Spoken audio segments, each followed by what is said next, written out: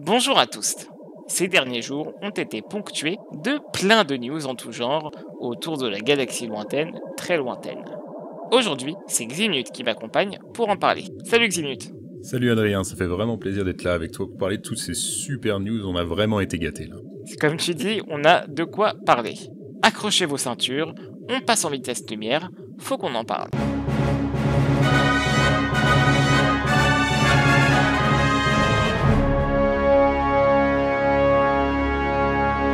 Mon petit Ximnut, tu as des nouvelles à propos des jeux vidéo Star Wars. À moins que vous étiez potentiellement dans la bordure extérieure, vous avez pas pu louper la grosse annonce qui nous est arrivée le 11 janvier, le retour officiel de Lucasfilm Games pour, en quelque sorte, superviser les jeux Star Wars. Alors c'est vrai que c'est un truc dont on parlait depuis longtemps, on savait que si je fais pas d'erreur, la licence exclusive pour les jeux Star Wars d'EA devait s'achever en 2023, c'est bien ça? Il me semble, ouais. Beaucoup de gens se posaient la question de l'après, voilà, qu'est-ce qui allait se passer après ça? Et là, ça n'a pas été dit explicitement, mais il semblerait que cette licence exclusive arrive à son terme et qu'elle sera pas renouvelée, puisque en plus du retour de Lucasfilm en grande pompe pour superviser toutes les différentes séries de jeux Star Wars, ils nous ont annoncé la sortie prévue d'un jeu qui serait édité par Ubisoft et développé par Massive, donc un studio suédois dont on a déjà entendu parler pour les jeux The Division et The Crew, et donc c'est des jeux en open world, et c'était d'autant plus à propos que on nous a annoncé donc un jeu en open world. Pour l'instant, on n'en sait pas grand-chose, mais en tout cas, c'est quand même une assez grosse annonce de voir que Star Wars va faire des partenariats avec d'autres gros éditeurs. Donc c'est plutôt une bonne nouvelle, vu que EA avait parfois été critiqué pour déjà sa lenteur à sortir des titres, et puis peut-être aussi un petit peu un manque de diversité. Le premier chose qu'ils nous avaient annoncé, c'était la série Battlefront, qui était une reprise d'une licence qui existait déjà, puis ils ont vraiment commencé à se réveiller vers la fin du contrat, en nous sortant des titres qui, pour le coup, étaient plus originaux et qui ont vraiment fait plaisir aux fans, donc Fallen Order, Squadrons.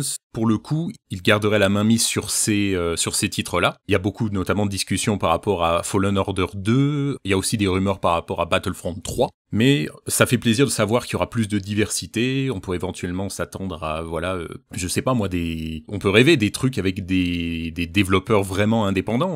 Les gens qui suivent le podcast savent que moi je marche bien à la nostalgie, donc j'ai un petit espoir pour éventuellement des remakes HD de vieux titres. Ce qui fait vraiment plaisir avec cette annonce, c'est de savoir qu'il y aura vraiment des gens avec des idées neuves, des idées différentes qui vont arriver pour nous proposer des choses qui vont continuer à faire évoluer les licences. Donc voilà, c'était vraiment une sacrée annonce, et on est tous très très contents de savoir que Lucasfilm Games revient. De retrouver ce logo, de voir le logo de Lucasfilm Games qui revient, ça a dû faire vibrer la corde sensible de pas mal de fans des jeux Star Wars. Au passage, j'invite tous ceux qui nous écoutent à signer la pétition qu'on a mise sur notre Twitter, on l'a épinglé, afin de ramener Matrax, notre personnage secondaire préféré, dans le futur jeu en open world de Massive. Ah ouais, non, ça, franchement, ça fait partie des projets de cœur du Faucon Millennial, et voilà, ça coûte rien. Moi, je l'ai signé ce matin, ça se fait relativement vite par rapport à d'autres sites où il y a besoin de s'inscrire, ou beaucoup d'informations. Là, vous avez juste à cliquer, indiquer votre adresse, la confirmer, et c'est fait. Aider Matrax à revenir dans le canon. Ceci étant dit, voilà, on sait qu'on va aller voyager dans les jeux, mais en tout cas, voilà, il y a quelque chose qui s'arrête pas, ce sont les séries. Alors, vous avez apprécié nos épisodes sur le Mandalorian, mais vous inquiétez pas, il y a d'autres séries Star Wars qui vont arriver, et justement, on a des nouvelles par rapport à la série Obi-Wan, ou peut-être la série Andor, je sais pas, Adrien, tu peux nous en dire plus? Absolument. The Sun, donc, qui est un journal, a publié des photos de sets de tournage dans une petite ville, un petit coin qui s'appelle Little Marlow, c'est en Angleterre, et donc on y voit, en plein milieu de la brousse, vraiment, plein de petites installations très Star Wars-esques. On ne sait pas vraiment ce qu'il en est de ce plateau de tournage. Néanmoins, on imagine que c'est soit pour Obi-Wan Kenobi, soit pour Andor, parce que ce sont les deux seules séries, a priori, qui ont commencé leur tournage à l'heure où on fait cette émission. Pour vous décrire un petit peu le plateau, c'est assez rudimentaire, et surtout la terre, en tout cas le sol, est rouge bordeaux. Et je sais pas ce que tu en penses, Ximnut, mais moi je trouve ça plutôt original que pour une fois ce soit pas du sable ou de la terre de couleur basique. C'est vrai que quand j'ai vu les photos de loin, je me suis dit non, encore Tatooine.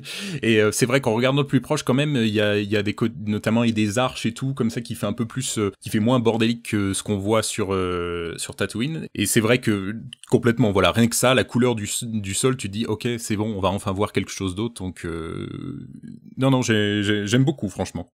Alors c'est vrai que si vous lisez l'article du Sun, ils indiquent que c'est le set pour la série Obi-Wan, mais il y a des gens qui ont fait une comparaison avec la vidéo promotionnelle qui avait été sortie le jour du Investor Day et qui voit plus de similarités avec ce qui a été montré pour la série Andor, d'où l'incertitude sur la série qui utiliserait ces décors. Et ce qui est drôle, c'est que dans l'article, le journaliste parle justement des habitants qui habitent un peu autour de ce coin très très calme, qui sont énervés parce que le décor pourrait rester en place pour 3 ans.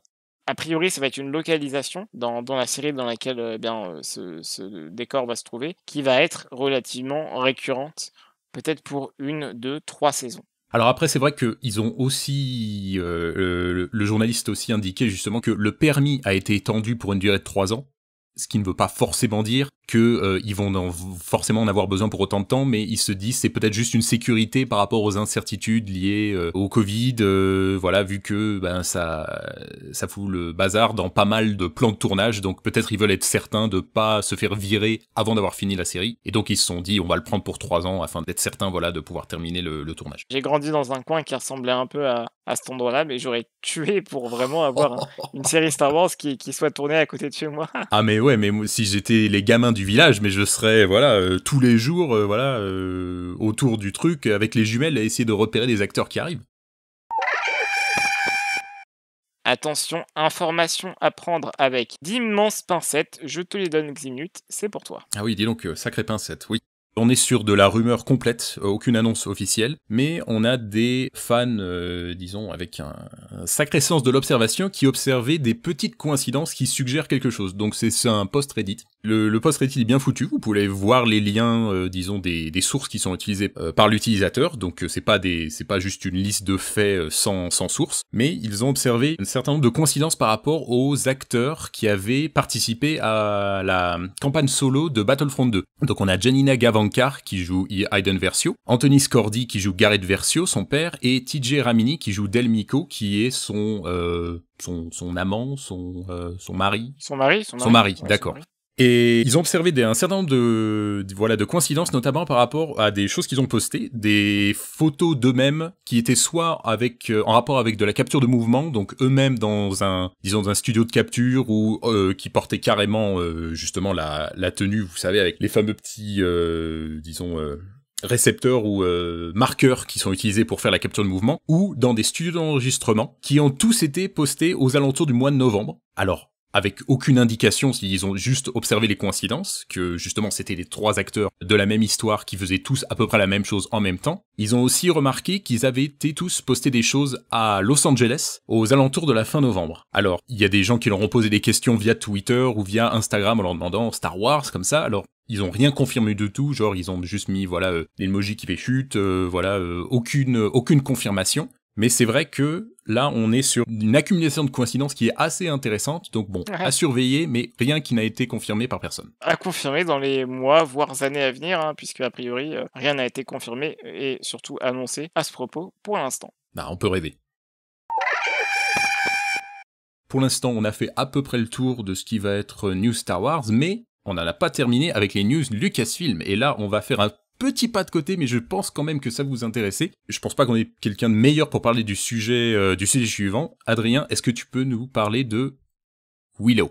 Ah, tu me flattes, mon petit Ximnut. Non mais c'est vrai. Willow, on le rappelle, film sorti dans les années 80, je crois que c'était 89, je suis pas très fort avec les dates, et qui donc mettait en scène plutôt, Warwick Davis, qui est donc l'acteur qui avait été découvert sous le costume de Wicket, le petit Ewok dans Star Wars épisode 6, Return of the Jedi, et je viens de vérifier, Willow c'est 88. Ok. Warwick Davis avait juste 18 ans à l'époque, il me semble. Ok. Et donc Willow avait été annoncée en série lors du dernier Investor Day de Disney, donc avec la rubrique Lucasfilm, puisque Lucasfilm a toujours les droits et donc compte faire une série. À la création, Kathleen Kennedy avait annoncé que ça allait être John M. Chu, donc le réalisateur du film qui a bien fonctionné d'ailleurs, je crois, Crazy Rich Asians. Malheureusement, John M. Chu a dû annoncer sur son Twitter qu'il quittait le projet à cause du coronavirus parce que c'est un créateur américain et les tournages se passant en Angleterre et avec l'état actuel de la pandémie en Angleterre actuellement, il n'a pas pu se rendre sur les lieux de tournage pour commencer le travail. C'est compliqué pour lui, je pense, hein. Il précise bien dans son tweet que voilà, c'est un grand fan de Willow depuis le début, mais donc ça se fera sans lui. Alors on espère que Lucasfilm va savoir qui prendra sa place. Si on me demandait, j'aurais forcément opté pour Madame Bryce Dallas Howard. Elle est en Amérique aussi, donc le problème est le même. A priori, on aura un créateur, un showrunner qui sera anglais, ou en tout cas britannique. Quand tu disais, moi, si on me demandait, moi, je croyais que t'allais dire, bah, moi, je veux bien le faire. Ah oui, non, mais ça, c'est pareil, hein, ils peuvent m'appeler, il n'y a aucun souci. Moi, je connais pas du tout Willow. C'est quoi le lien entre Bryce Dallas Howard et Willow? Alors, en fait, c'est Ron Howard, qui est le papa de Bryce Dallas Howard, qui a réalisé le film Willow, en fait. D'accord, ok. Bah oui, là, je vois, oui. Visiblement, tu disais que c'est pas de bol parce que c'est pas la première fois que ça arrive pour les projets Star Wars. Absolument, c'était déjà arrivé pour Andor. À l'origine, ça devait être Tony Gilroy, je sais pas trop comment on dit. Je dirais Gilroy. Ouais, je dirais Gilroy aussi, ouais. Qui devait donc s'occuper de showrunner en fait la série Andor. Et finalement, avec le Covid, il a été remplacé par Toby Haynes, qui donc a pris sa place actuellement sur le projet. On espère dans tous les cas que d'autres créateurs, hein, je pense notamment à Justin Simien pour la série Lando et également à Leslie Headland pour la série The Acolyte, ne vont pas subir le même sort parce que c'est quand même dramatique. Connard de virus. Mon petit Ximnut, tu as une news sur un jeu vidéo qui n'est pas Star Wars, mais tout de même Lucasfilm. Oui, tout à fait. Finalement, c'est pas mal, ça permet de boucler la boucle. On revient à notre toute première annonce avec le retour en fanfare de Lucasfilm Games, qui, en plus de l'annonce de la sortie d'un jeu édité par Ubisoft, a aussi annoncé le retour d'une licence historique, qui est presque aussi importante que Star Wars pour eux. C'est le retour d'un jeu basé sur Indiana Jones. Le jeu sera édité par Bethesda, développé par Machine Games, qu'on connaît pour Wolfenstein, la série les nouveaux Wolfenstein qui sont sortis dans les années 2010. Et pour l'instant, c'est à peu près tout ce qu'on sait, à ceci près que voilà le jeu sera produit par Todd Howard, qui, à ce que j'ai compris, c'est vrai que Bethesda c'est pas forcément une compagnie que je connais très bien, qui supervise tous les gros projets de Bethesda, donc ça semble logique voilà qu'il soit aux commandes d'un truc aussi balèze pour la compagnie. Et ce sera une histoire originale, donc pas d'adaptation de film et pas de remake des anciens jeux. Par contre, on ne sait pas du tout exactement, est-ce que ce sera un point and click, comme les jeux originaux qui ont fait la gloire de la série? Est-ce que ce sera un jeu d'action? Peut-être une reprise éventuellement, il y avait un jeu qui était développé dans la fin des années 2000, plus style action, mais qui avait été annulé en 2008. C'est vrai que les gens font toujours des parallèles avec Uncharted. Alors est-ce que ce sera un truc dans ce style-là? Pour l'instant, ça, on ne sait pas du tout. On est vraiment au stade, si vous regardez le teaser, vous avez les objets iconiques du personnage, mais il y a aucun moyen de deviner sur quoi le jeu pourrait porter. Mais en tout cas, voilà, c'est sûrement une annonce qui a fait bien plaisir à pas mal de vieux fans et de nouveaux fans, voilà, du travail de Bethesda. Ce studio de développement, Machine Games, qui s'occupe du jeu, avait donc fait les Wolfenstein, tu l'as dit. Moi, je les trouve à titre personnel extrêmement brillants. Et je doute que ce soit un point and click, hein, pour le coup, à mon avis. Je pense je peux affirmer que dedans, on tuera quelques nazis par-ci par-là. T'as complètement raison. C'est vrai que moi j'ai mentionné les point and click parce que c'est surtout comme ça qu'on connaît Indiana Jones. Oui. Mais c'est vrai que ce serait bizarre. Merci, Xinut, de m'avoir accompagné pour ces news. On avait beaucoup à dire aujourd'hui. Et j'étais content de pouvoir participer à un truc avec quand même pas mal de grosses annonces. Non, ça fait vraiment plaisir de voir que, quoi qu'on en dise, Star Wars, voilà, ça continue. Les gens aiment ça, en demandent plus, veulent de nouvelles histoires. J'étais content de pouvoir, justement, pouvoir développer un peu sur toutes ces annonces qu'on a depuis le début de la semaine. Merci à vous d'avoir suivi ce podcast. On espère qu'il vous a plu. En tout cas, c'était un plaisir de le partager avec toi, Ximnut. Pareillement. À bientôt. Merci beaucoup. Que la force soit avec vous. Bye. Bye bye.